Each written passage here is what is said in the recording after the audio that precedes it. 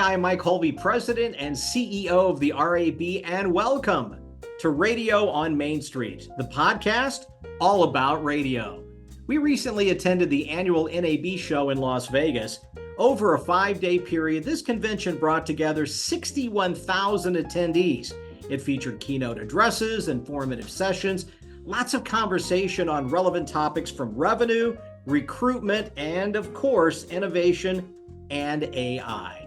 RAB's Immediate Past CEO, Erica Farber, and I had the opportunity while in Vegas to sit down with thought leaders from the industry and talk about their plans for the future. Big thanks to Enco and Benstown for allowing us to record live in their exhibit booth every day of the convention, including a few live stream interviews. In this 7th episode of the series, we hear a conversation that I had with Nicole Ovadia, Vice President of Forecasting at BIA Advisory. We focused on BIA's local advertising forecast and the opportunities that Nicole sees for radio to grow its share of the wallet and revenue. It's Radio on Main Street at the NAB with the RAB. Hello, I'm Mike Hulvey, President and CEO of the RAB, and we're going to talk facts and figures today, right? So Nicole is with us. Nicole, this is your life. And I had the pleasure of watching you on a panel earlier in the conference.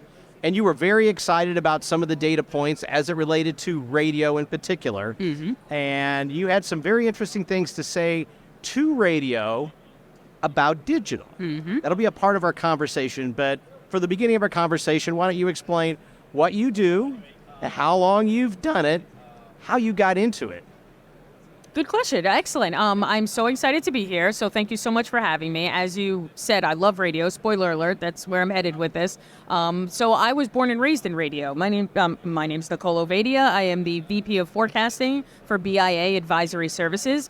Originally, I'm from Long Island, New York. Yay, that's one word. And I did my undergrad at Wharton, where I was at WXPN FM. That's public radio. And so that was my first foray into radio, was public radio. My work-study job was you donated money, I packed up the CD, and I shipped it out. And I learned how to radio station worked during those 4 years there. Fell in love with it, absolutely. So when I was graduating, I joined Inside Radio. I wrote Inside Radio for about 2 years right out of undergrad, which was another fantastic experience. Learned so much about the radio industry. When I left there, I went back to my finance roots. So I was in banking for a while, but I missed media. I missed radio. It called me. So I went to MIT to get my MBA, did my summer internship at the Corporation for Public Broadcasting, again, broadcasting and everything. And when I graduated, I joined EMIS. So I joined EMIS Communications out in Indianapolis. And at the time, it was fantastic. I mean, I loved working for that company. I, again, learned so much about broadcasting. I was in Indy at the corporate level for a while, but then came back to the station level, WBLS and Hot 97 in New York, where, that's where I earned my stripes, if you will. And it was a wonderful experience. I wound up leaving there to join the New York State Broadcasters Association to advocate for New York City radio, which was great. And then BIA found me. And BIA came by and they said, I'm a numbers and nerdy person, Wharton, MIT, I know. And I love media and entertainment. So BIA is just a great fit for me in terms of talking about media, especially radio, and where we're headed and all of that. Okay, now, Nicole, I'm going to challenge you. Please. On being completely nerdy. So, yes, you went to school, you studied on what some people would say would be nerdy topics, but yet you worked at one of the greatest radio stations in America. Oh, yeah. Hot and BLS. That's not nerdy. I mean, they are, there's just something about those brands, and there's something about, the culture and touching the audience. And I mean, Summer Jam, my first Summer Jam, just something about 55,000 people screaming, and I was a part of making that happen. I mean, nothing beats that, and that is the passion of radio. It's in my soul, and it's the brands, it's the connection, it's the community, it's everything that radio does that I love so much. And yeah, that's why I still work in the industry, and I love advocating and being here. Your career path is interesting because you've touched non-coms, you've touched public, you've touched commercial radio. You have it in your blood. You can just tell when you have someone who's got got bit by the radio bug. I got bit Yep. when I was 8. Ah. And it's, and been affected ever since. And there's no cure, I guess. For me, wait, I have to tell you. So for me, growing up, it was WFAN was on the radio, and my dad would listen, and he would scream at whatever they were talking about, the Mets and how terrible they were. He'd turn red. We'd be in the car, and he's screaming at the radio, and I'm like, Dad, you can change the channel. And he looked at me, and he's like, why would I do that? And I was like, mind blown. Like, just the power of radio. So that, to me, in my formative years, All right, did you share that story with Jeff Smulyan? Of course. You work with Jeff. How do you in think I got the Indianapolis? job? No. Yes, exactly. Play your dad's card. Exactly. I love that.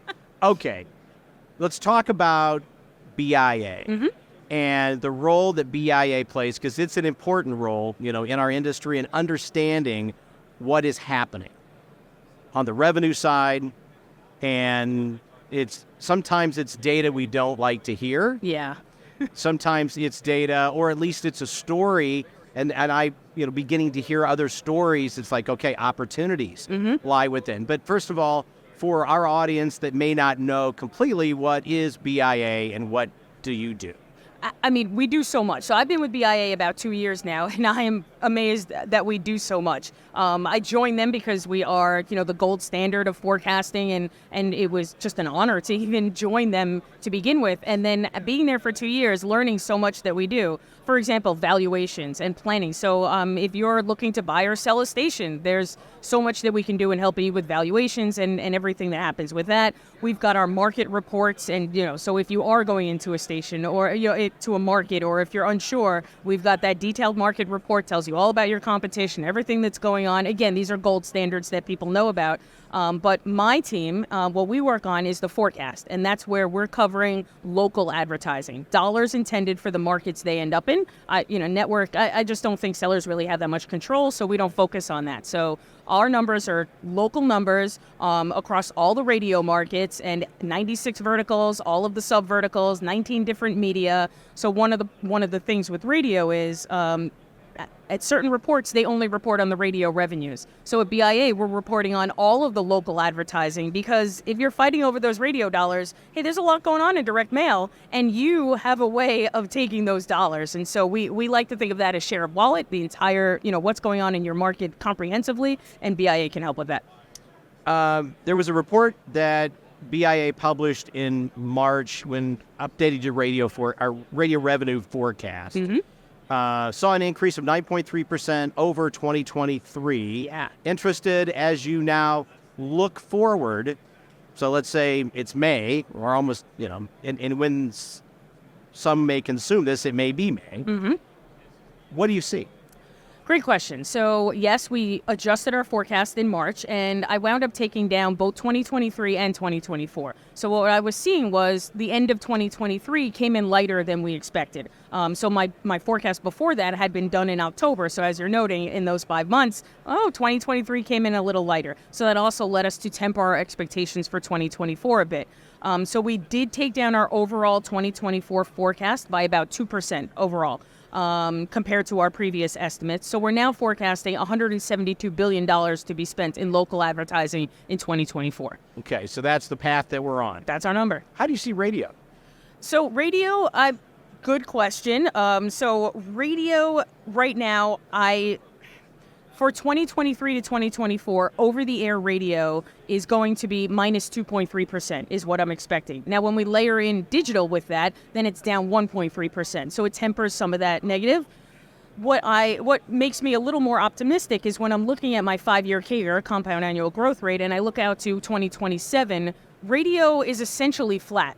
So while 2023 to 2024, excluding political, I should have noted that, right, is minus 2.3%, I see the 5-year, including digital, a much more flat situation. And I do think there's opportunities for growth within that, which I'm sure we'll get to. Yeah, absolutely. And that's a part of this conversation as we do look forward and the impact that digital is having, on broadcast. Yeah. What do you see in terms of some of those indicators moving forward? Yeah, so when I'm looking at my forecast right now, I'm expecting 51% of the local dollars to be spent on traditional and 49% to be spent on digital.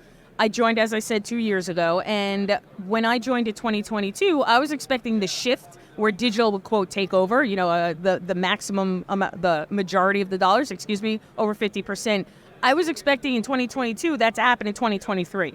But then, the third-party cookie issues, like there's been some headwinds slowing the growth of traditional over the last 3 years. It's still growing, slowing the growth of digital over the last few years. It's still growing faster than traditional is, but not quite as fast as it once was. So now I'm kind of expecting 2025 probably to be when digital takes over the majority of the local dollars, but it might even be 2026, depending on, again, how, the growth rates for digital continue through the year. Okay, let's peel the onion back. So when you see that and you start thinking that we're going to see that level in 2026, what are the indicators that you're actually looking at? I mean, what is it that tells you that? I can't not look at CTV and OTT and all the dollars that are going into that. And I mean, honestly, this is a radio conversation, but out of cable and into CTV and OTT, that's one of the main drivers. It's just that, again, as I mentioned before, the digital growth rates are still just tremendously higher than the traditional growth rates. So it's a matter of time for that shift to happen. Well, you were on a panel at NAB early on in the week, although it's over a weekend and people say that. Time is meaningless at NAB. Absolutely. They don't have any clocks. And I think, it's Vegas. It's Vegas. It's what they specialize in that. And you spent a lot of time on this key point. Yeah. And what's your message to broadcasters on OTT, CTV? What's the message that you're sending to broadcasters you want them to pay attention to? Yeah. So one of the things, I'm not going to say it was controversial, but one of the things I said on the panel was, the future of radio is video, which is so weird. The future of audio is video. I mean, and I mean that in the relationships that traditional radio sellers have with their clients is unparalleled. I mean, at the local level, their connection with the local businesses is unparalleled. And these small businesses need help evolving into the video. They're going to start doing more video ads. It might have been unapproachable in the past, too expensive for me to be on air, on television over the air. But now I can shoot a commercial with my iPhone and get it on programmatic CTV, OTT, much more approachable rates, if you will. And I think audio and radio traditional companies need to help these customers move into that space, and it'll open up like pockets of money that they never had access to before. And that's, again, where we look at share of wallet. So if you're only fighting over the radio over-the-air dollars, that's not a good fight to fight. But if you are actually tapping into the CTV and OTT dollars and allowing your staff to be the marketing experts to solve all of the marketing needs of their local clients, then, there's a growth path there. And I think we see more and more and more companies, maybe the majority of companies, that are now thinking that way. They have to. It's not the thinking of the future, it's maybe the thinking of the past in some ways. And that message certainly resonates even to the very, and I tend to use the term local market, even for a small market. Yeah. I like the idea of the local nature of that. But even at some of the smallest companies that, are members of RAB, they have digital strategies where they can go to market with solutions for OTT, CTV, et cetera. And these clients, but it's a different thinking. Yeah, and so it's a change. I think it's an evolution for the sellers. I don't think it's a scary thing. I think it's great. I have more ways to help my clients meet their needs. I mean, that's wonderful. If you're a seller, if you're truly a marketing expert trying to solve your client needs, and you're not trying to sell radio spots, then this should be an exciting time for you. You mentioned the 96 verticals that BIA tracks. When you look at that list, I don't need all 96, but what are a couple of categories that jump out in terms of growth opportunities, in particular for radio? So I have to talk about political, right? I mean, it's 2024, and so it would be impossible. I have multiple questions for political. Okay, then I will talk about non-political verticals first, if you're going to come back to that. So, okay, what am I... I don't want to steal headlines here.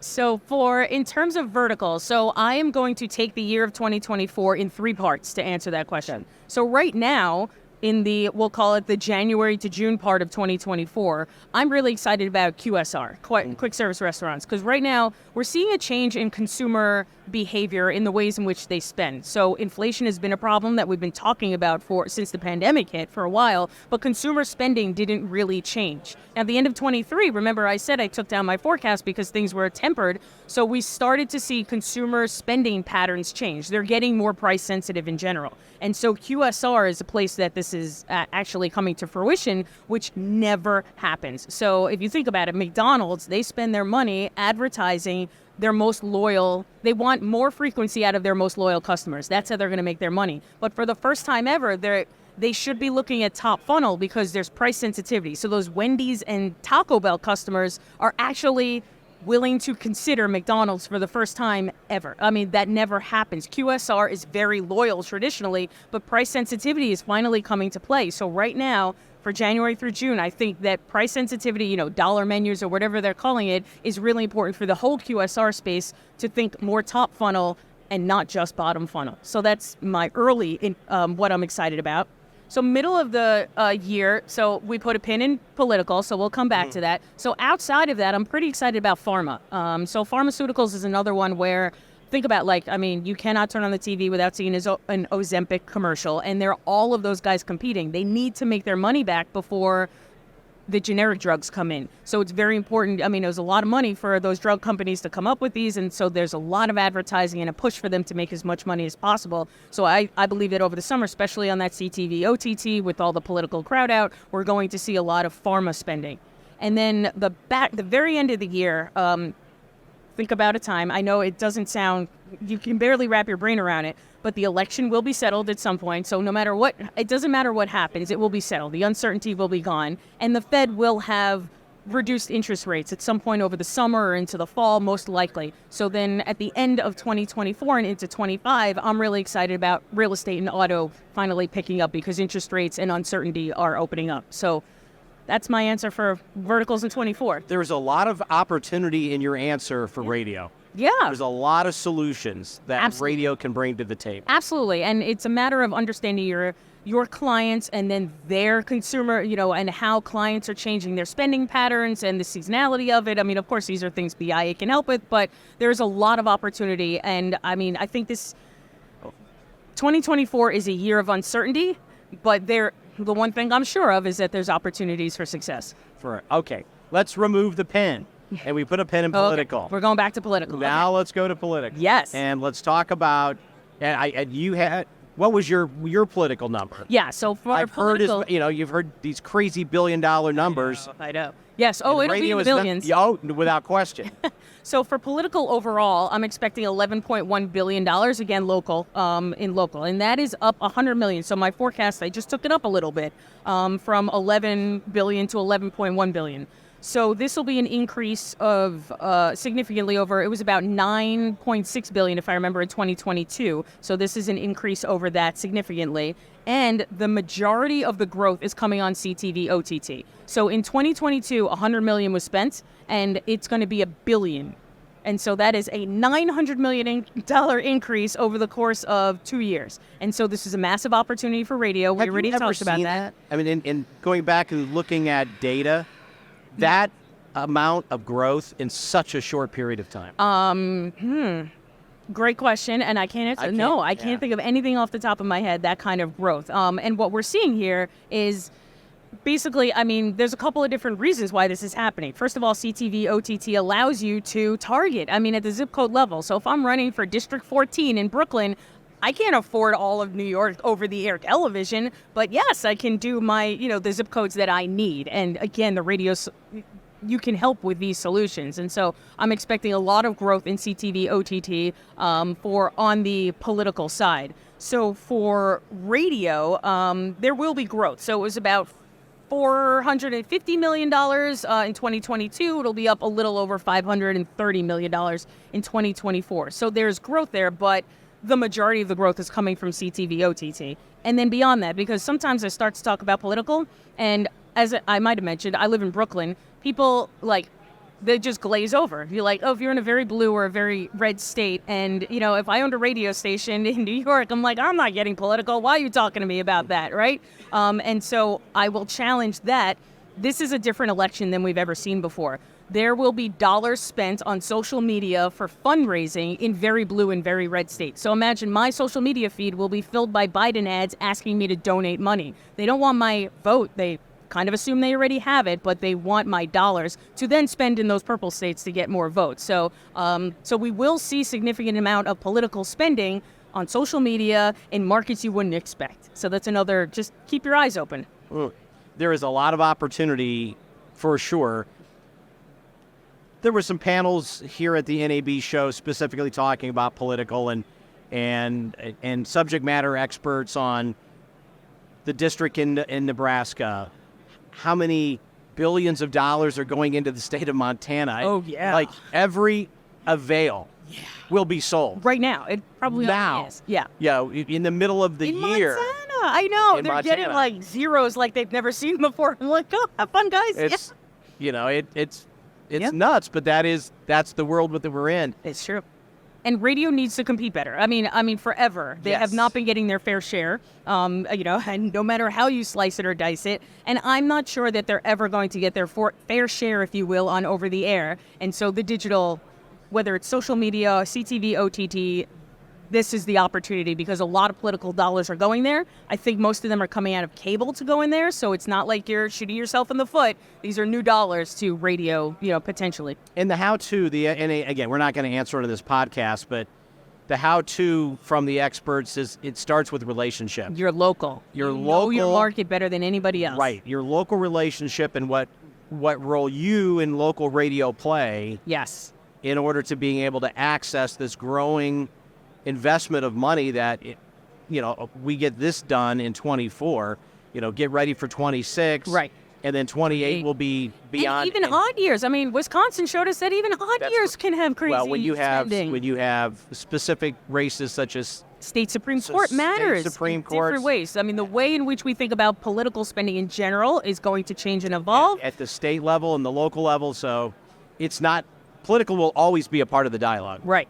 Right. And so the closer you are to your local community, the more important you will be, because obviously when your market becomes important politically, they're going to want that expertise of how to move those votes. Okay, Nicole, look into your crystal ball. Mm-hmm. You've given us a lot of very good information. Okay. But to narrow it down to radio's opportunities, what do you say?